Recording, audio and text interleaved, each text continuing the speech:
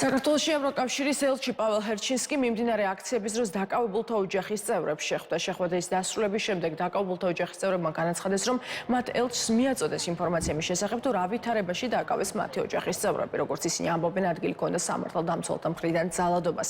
მათი ნაწილი ელჩს სანქციების გაფართოებისკენაც მოუწოდებს. როგორც ისინი აცხადებენ, პაվել ჰერჩინსკის განდახმარების პირობა მიიღეს, თუმცა კონკრეტული ნაბიჯების შესახებ ჯერჯერობით ინფორმაცია არ აქვთ.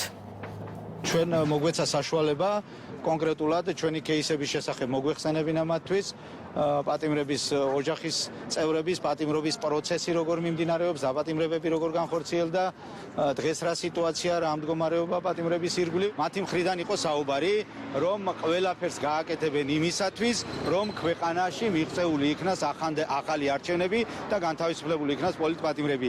ამისათვის ჩვენ ვმუშაობთ, ამბობს და ამ მუშაობას გავაგრძელებთ მაქსიმალურად ყველა დაშვებული წესით, კანონიერი მეთოდებით და ბერკეტებით, რაც გააჩნია ევროკავშირს. კონკრეტული დაპირება იყო ის, რომ ჩვენ დაგვეხმარებიან ევროკავშირიდან აუცილებლად მიიღებენ ზომებს და ევროკავშირმა განაცხადა, რომ სანქციები უფრო